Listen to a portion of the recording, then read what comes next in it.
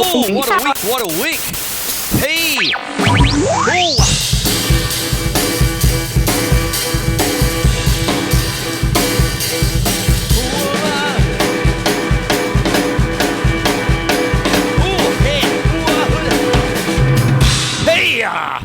I thought I'd just start off with that. My name's Quinlan. Welcome to Melbourne Musos Facechook Live. I'm wondering if this is the only gig in town this weekend.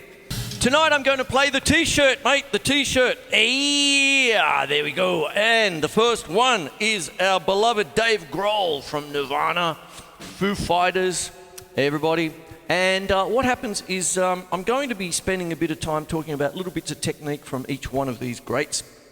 And a little bit poignant because today is the anniversary of the passing of this dear man here, but I'm not going to let it get me down. I did the show 2 years ago.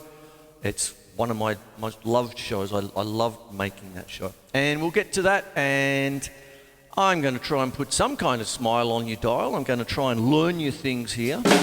And the first thing I'm going to learn you is the rim shot, mate, the rim shot. Okay, keep your eyes on the bargain. Rim shot.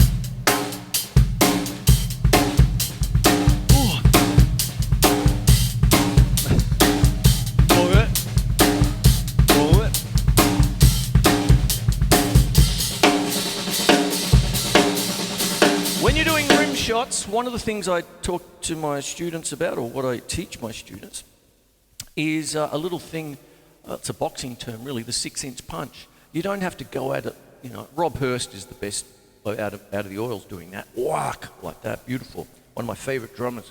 But what happens is for the rest of us minions, what we want to do is have a nice, consistent rim shot. Okay, so...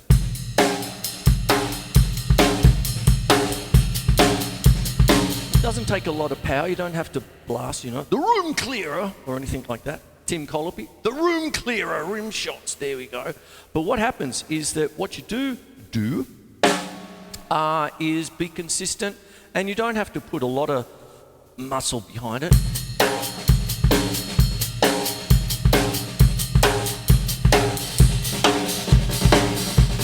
One of the things you want to be able to do with a rim shot is be consistent on both sides.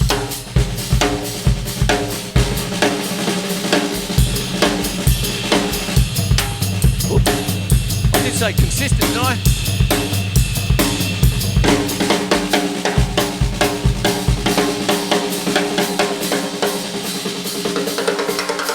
And you can do different kinds of rim shots. And I'll take the snares off for a bit. Work the tones.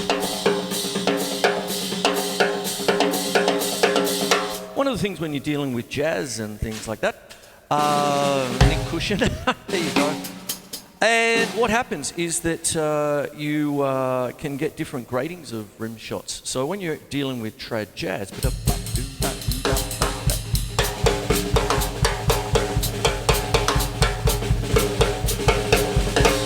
you can play them quite shallow, you know, do the rim shot here.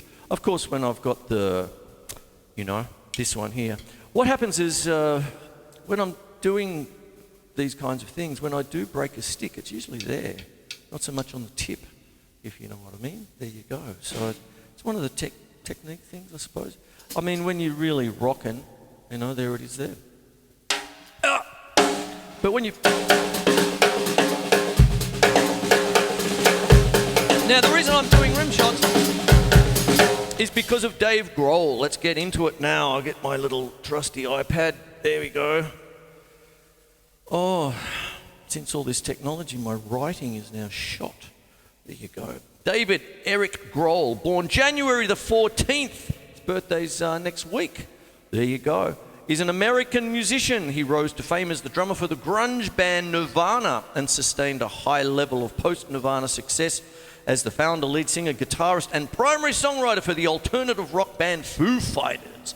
He is also the drummer and co-founder of the rock supergroup Them Crooked Vultures, and had short-lived side project called Late and Probot. He has also recorded and toured with Queens of the Stone Age, Songs for the Deaf. I love that album. He's on that one. I'll put it up here on the blue screen. And when we're talking about Them Crooked Vultures, We are talking about a certain Mr. John Paul Jones, the bass player of Led Zepp, and Josh Homme from Queens of the Stone Age. And that's a great album. And I tell you what, it bobbed up in my feed this week. John Paul Jones put out an album quite a while ago, and it just went straight by me.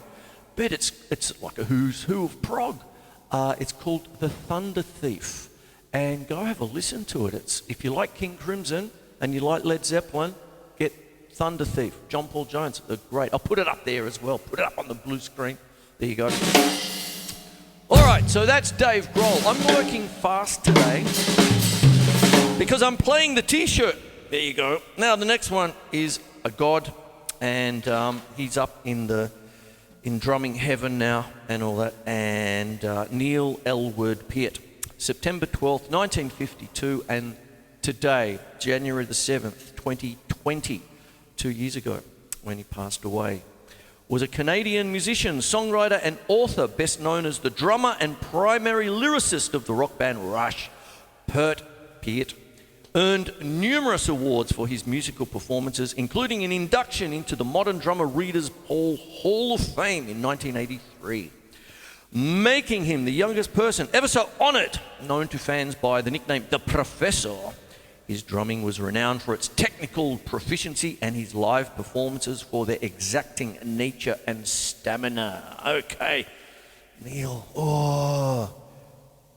everybody my age and loved him. Incredible. As I said, I did a show on him 2 years ago. It's a quick one. Tonight I'm playing the T-shirt. That's the name of the show. One of the things a little tip when we're dealing with Mr. Peart is his use of open hi-hats. One of his great influences, and of us all, was John Bonham. And I've done many a show based on, the hi-hat from John Bonham. And what goes on here is that if I just pump that out, okay, in quavers,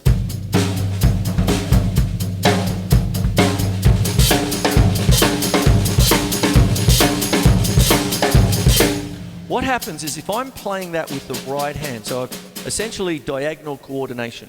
Okay, so what we have here is your left foot playing quavers along with your right hand. So you get 1 and 2 and 3 and 4 and.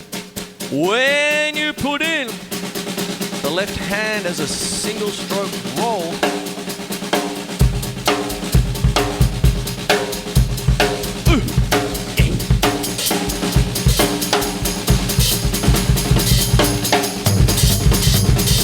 every time you put the left hand on the hi-hat, you are picking up the open, because to close a hi-hat you have to open it first, fret. But what goes on is, there it is.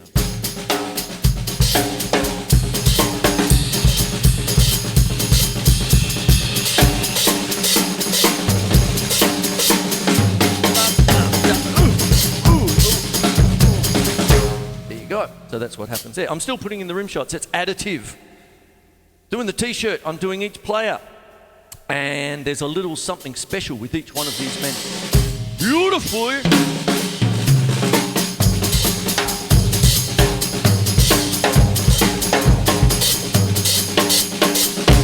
There it is there. Yeah. Now, Terry Bozzio, the master of ostinatos. Fingers in our toes, ostinatos. Terry Bozzio is a wonder. He gets plenty of flack for his huge drum kit, which needs its own postcode, but what he's doing is melody. And with his melodies, he thinks of it like a piano. So when you're looking at any picture from behind the drum kit, you will see the notes actually written, even on the cymbals. So when you're actually going,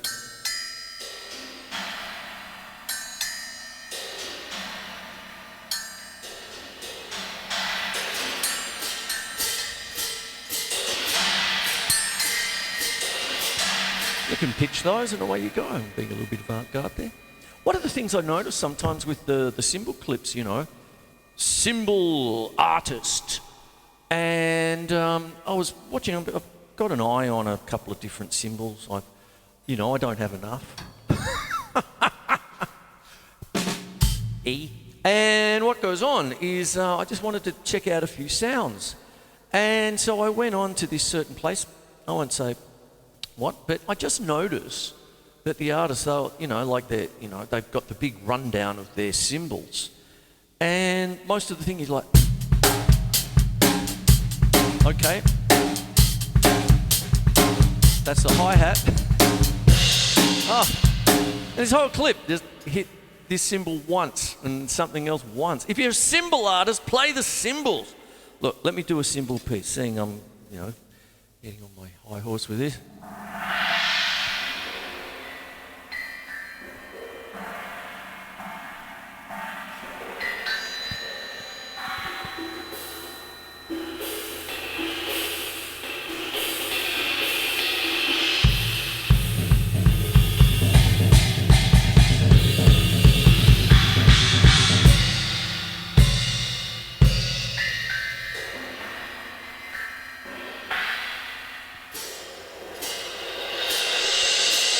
Bozzio.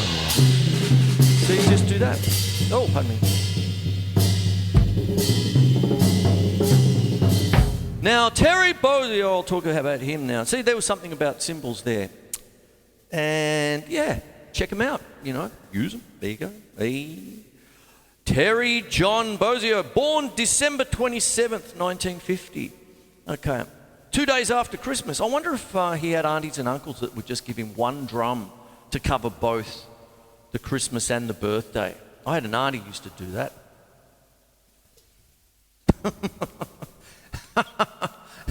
Stingy. Where's my other present? Oh, it's Auntie. She's always like that. Always been like that, stingy. There you go. I'll have the ghost of Auntie. Terry John Bozzio, born December 27, 1950, is an American drummer best known for his work with Missing Persons and Frank Zappa. I think it should be the other way around, I would think. Frank Zappa and Missing Persons. He's done a lot of other things too. He has been featured on 9 solo or collaborative albums, 26 albums with Zappa, if you don't mind, and 7 albums with Missing Persons. What are words for when no one listens anymore? Lots of makeup going around. Dale Bozzio, his ex-wife, and a model and all sorts of different things. Personality, let's just put it that way.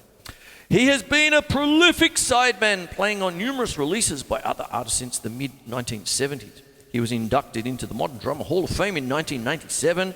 His son and stepdaughter are also drummers, with the latter, Marina, being a member of the band Algis. There you have it.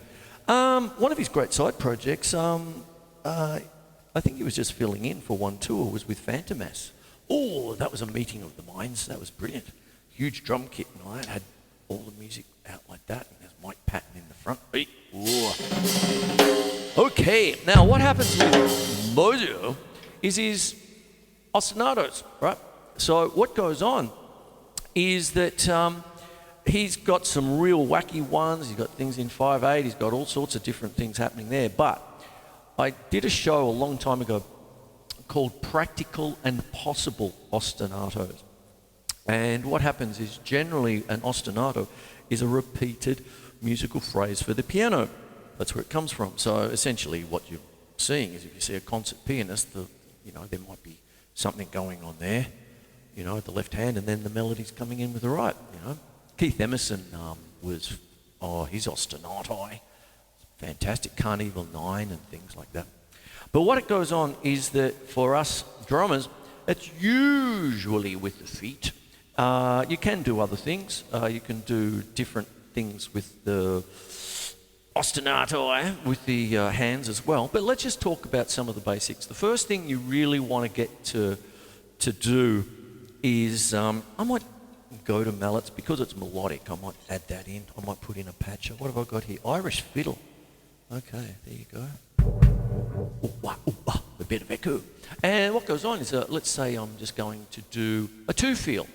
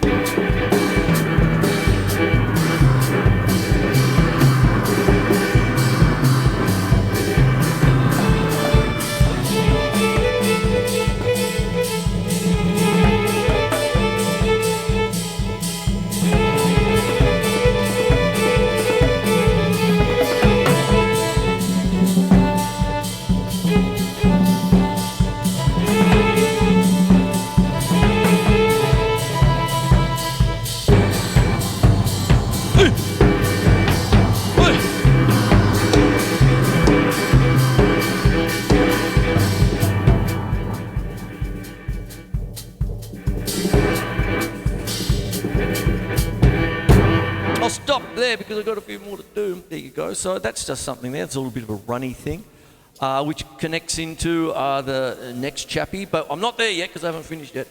When you're dealing with practical ostinatos, ostinatos. Anyway, what happens? Ostinato. What you do is you need a couple of them. I've just done the two feel, so you go to fourth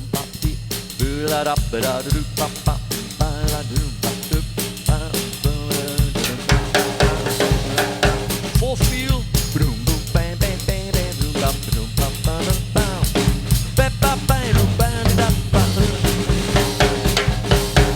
And then what you want is the Latin bass drum. Oh, 4 on the floor. 1, 2, 3, 4. Right, both the right, both right, both right, both. One of the most important things you can do. As a matter of fact, my grade 2 drum set manual, shameless plugging here, has it almost all the way through.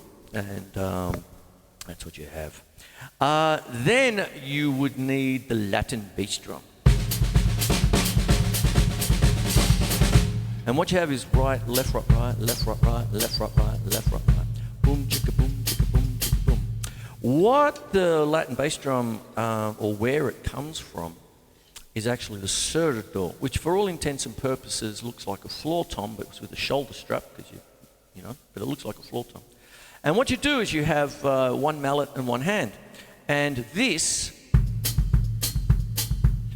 ends up being on the serrador, where it comes from, South America. And you have an open tone and closed tone, just like you would open and closed hi-hat.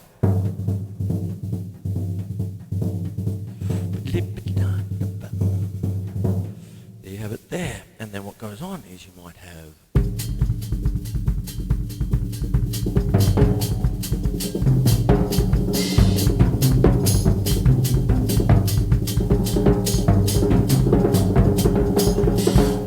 there. If I slowed it down a bit, it's all your standard Latin beats, so let's talk about things like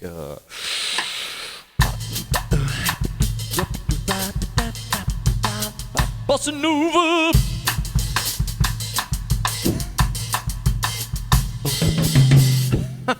So, blame it on the bossa. And have a double time. There you go. And if Ginger Elvis was here, Viva Las Vegas, hey! Radio. And there you go. So that's an ostinato there, you see. So you've got 3. Then of course you want a waltz, right? These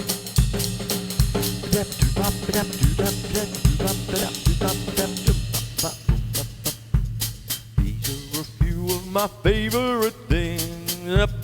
That was on TV last week. Sound of Music.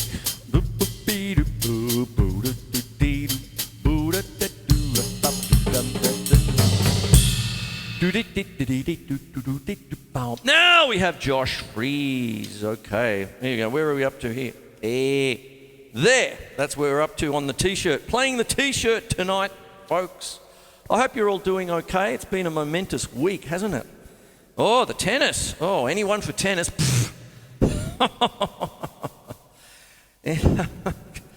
Don't get me started on that. It's a drum show after all. Anyway, here we are. Joshua Ryan Freese, born on Christmas Day. What is it with this T-shirt, mate?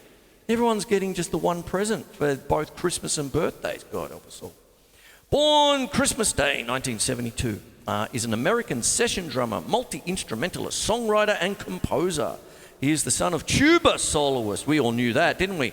Stan Freese, and the older brother of musician Jason Freese. There you go. He's a bit of a gun for hire, this dude. Check this out. He is a member of the Vandals since 1989, and Devo, having formerly played drums for Guns N' Roses from 1997 to 2000, A Perfect Circle, Nine Inch Nails, Weezer. Oh my Lord, 400 records apparently. Oh boy, oh boy, oh boy. And he's even played with Sting, and last year he toured with The Offspring, 2021. There you have it. And one of the things about Josh Freese is, it's a bit twofold actually. One of the things is that I've got an old Modern Drummer magazine, and it's one of the articles. And he's got this little lick called The Running Man. And it's great. I can't quite play exactly what it is, but I remember the gist of it. Imagine yourself running, going for a jog, like that. And then you put drums to it.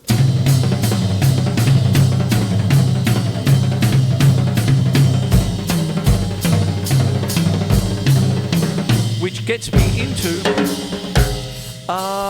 angles around the drums. You see, you can do different things. I do for a star, one,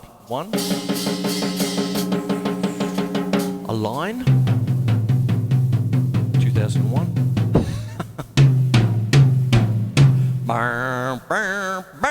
Triangle.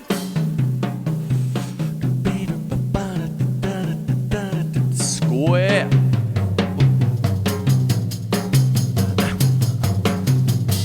4 points. What happens if we combine a couple?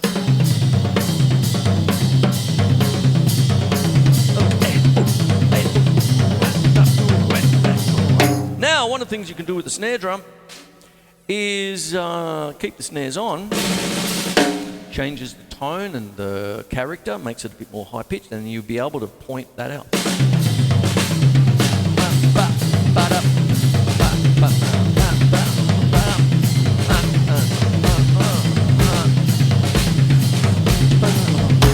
Now, if I go back to Neil Peart's hi-hat, how about if I got straddle?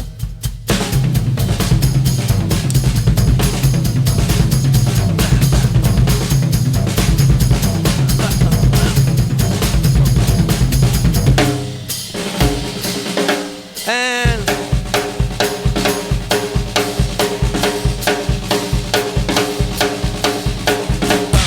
the first time,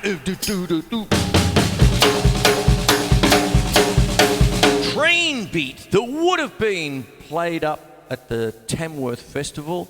While I was preparing today's show, I had ABC on, and because of everything that's going on, it's been rescheduled. That doesn't take away from the fact that so many people were getting ready to go out there, hopefully get paid.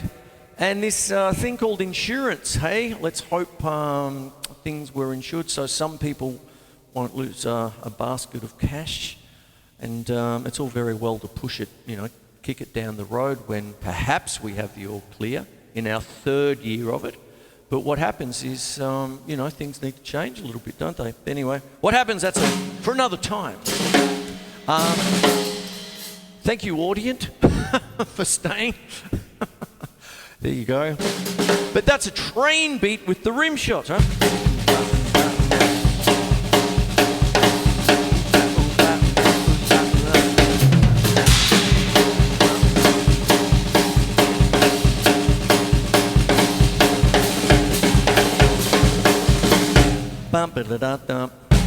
And there you have that. That's Josh Freese. Time for a freeze. What's that?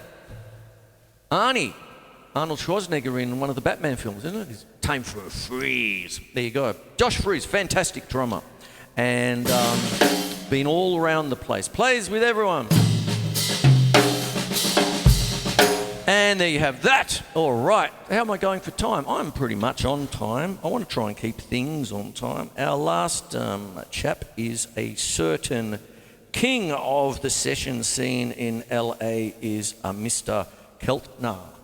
Oh, what a legend. Let's go. James Lee Keltner, born April 27, 1942. He's getting on a little bit now. Is an American drummer known primarily for his session work. He was characterized by Bob Dylan biographer Howard Soons as the leading session drummer in America. Yeah. There it is. Keltner was inspired to start playing because of an interest in jazz, but the popularity of jazz was declining during the late 1950s and early 1960s. And it was the explosion of pop rock in the mid-1960s that enabled him to break into recording work in Los Angeles. His first gig as a session musician was recording She's Just My Style for the pop group Gary Lewis and the Playboys. Yeah, there you go. There's all that business there. That's what you have there. Now, one of the things with James Keltner, Jim Keltner, is I'll just do a little thing about walking. Another Modern Drummer magazine article and things. Number one, he loves his DW pedals, another shameless plug. But what it is, he just loves them out of the box. No, that'll do. Put them on. Off we go. And he loves the double pedal, but not as we know it, Jim. You know, that kind of thing. Klingons on the what's it? Klingons on the starboard bow, starboard bow, starboard bow. Klingons on the starboard bow. Get them off, Jim. That's sick.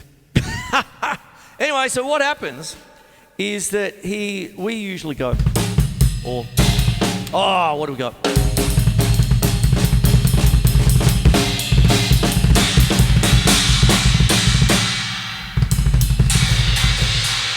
Hey, like that. But what he does with the double pedal is, it's a little bit Keith Moonish as well, because Keith Moon used to do it with his two bass drums. But with his double pedal, what he does is he sort of just walks. Hear the click on my left pedal?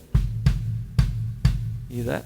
What I sometimes do here is straddle. I do that a lot of regular watches of the shoe.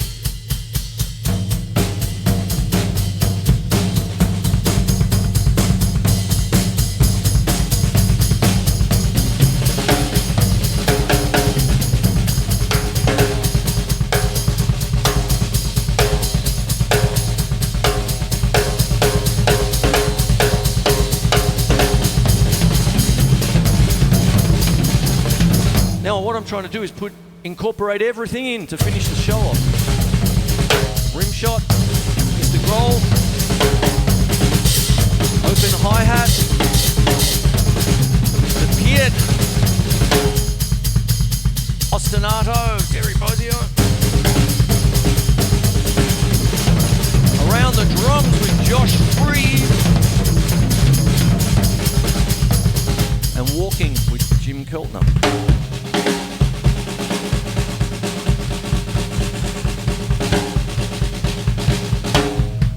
One of the things with walking, of course, is Louis Bellson was the first drummer to really bring two bass drums into his playing. He was playing with the Duke Ellington Orchestra. They played fast and quick and good.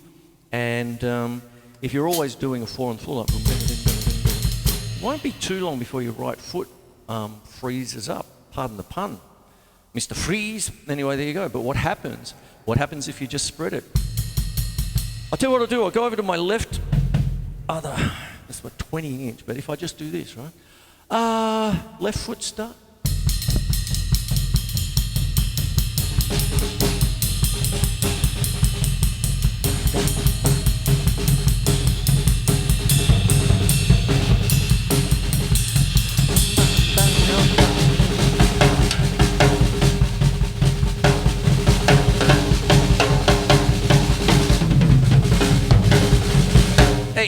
And there you have it. That's the walking on pedals. You just go for a walk. It's I tend to do that with my students very early in the piece. Just go for a walk.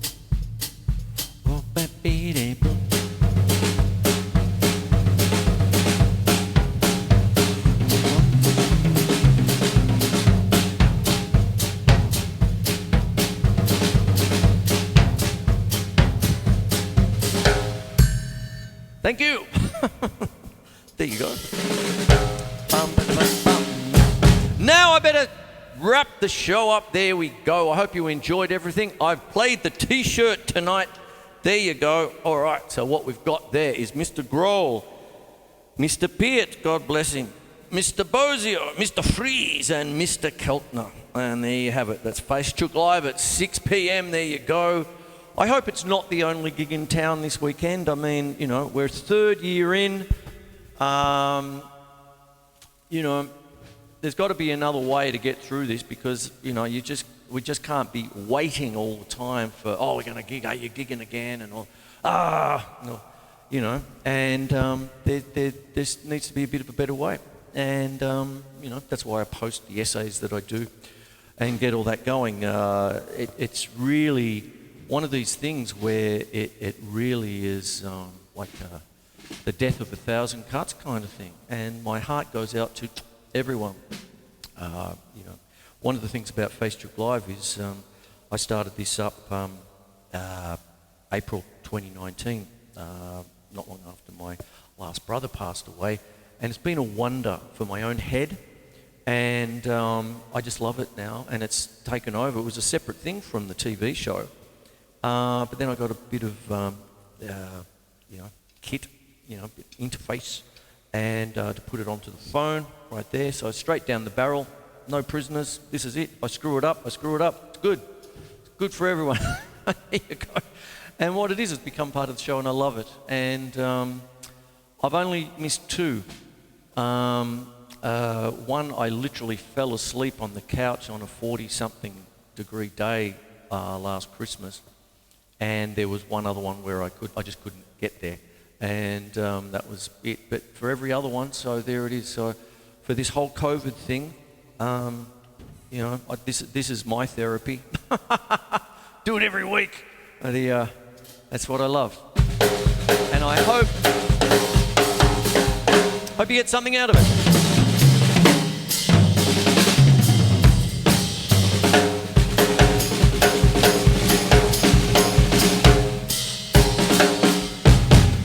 I'm out of here. So, my name is Chris Quinlan. This is Melbourne Musos Facechook Live. I'll have it all up for you in a 3-camera shoot. 1, 2, 3. There you go. Mwah, mwah, mwah. We're through our Christmas and New Year. We're still sitting back. I've just done the pavers. I've done the backyard this week. And time to get back into it, I suppose, slowly. Anyway, I will see you on the flip side. I will see you next week. And keep smiling, hey? God help us all. All right. Take care. All right. Bye-bye. I'll see you next week.